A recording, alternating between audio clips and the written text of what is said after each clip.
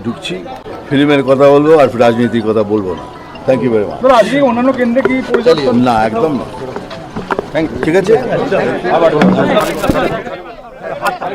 तो mega superstar Mithun Chakraborty को आप देख रहे हैं, सुन रहे हैं। वोट डालेंगे यहाँ पे तो क्या बताइए? वोट डालेंगे यहाँ पे तो क्या बताइए? देखिए, मैं वोट के बारे में कुछ नहीं बोल पाऊंगा क्योंकि अभी इलेक्शन कमीशन कोर्ट के अंदर है। मेरा वोट देना फर्ज था, फर्ज दिया एज ए नागरिक। लाइन में खड़ा हुआ, लाइन से बाहर नहीं गया। लोगों ने कहा कि आप आगे आके दीजिए, मैंने कहा नहीं, लाइन पे खड़ा होकर वोट दूंगा। मैं 40 मिनट तक, आपने देखा होगा, मैं खड़ा ही हूँ, वोट देके आ गया, बस खत्म। आज के बाद आप फिल्म में आ जाए जी। पॉलिटिकल के लिए। अभी मेरा जो काम था 30 तारीख तक, मेरे सेंट्रल कमेटी जब हमारे बॉस है, हमको कहा था कि ये करने को, मैंने कर दिया। मेरा राजनीतिक कर्तव्य था, वो मैंने कंप्लीट किया। अभी आज से मैं फिल्म लाइन में घुस रहा हूँ। मेरे को कुछ खाना भी तो है, पेट चलाना है ना, तो आज से मैं सिर्फ फिल्म लाइन की बात करूँगा, राजनीति। इस बार रिजल्ट ये अभी फिर वही आप बात कर रहे हैं, अभी कमीशन की बात हो रही है।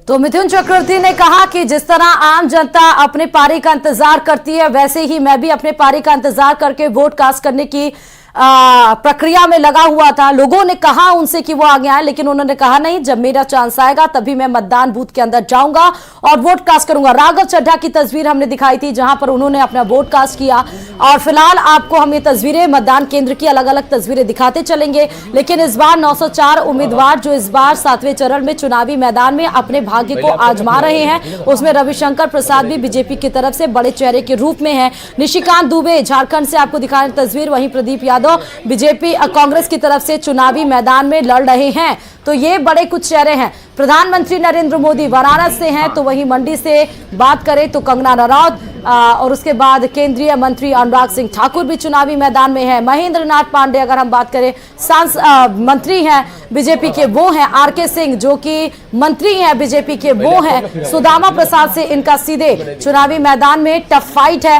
उसके बाद रविशंकर प्रसाद जो कि पटना साहिब से इस बार चुनावी मैदान में है, तो वहीं अंशुल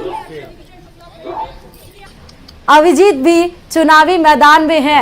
और आपको ये तस्वीर मतदान केंद्र की दिखा रहे। देखिए, इस बार का लोकसभा चुनाव बेहद ही दिलचस्प इसलिए रहा क्योंकि इस बार जहां बीजेपी ने आंकड़ा अपना बढ़ाया, एक तरफ वहां विपक्ष भी गठबंधन के साथ चुनावी मैदान में उतरा।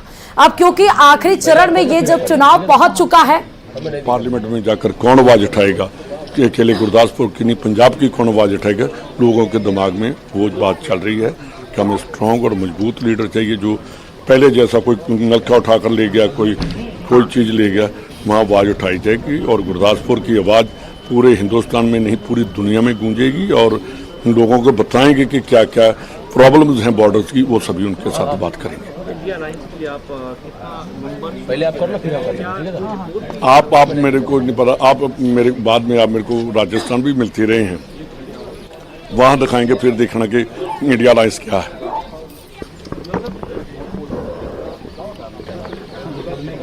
हाँ,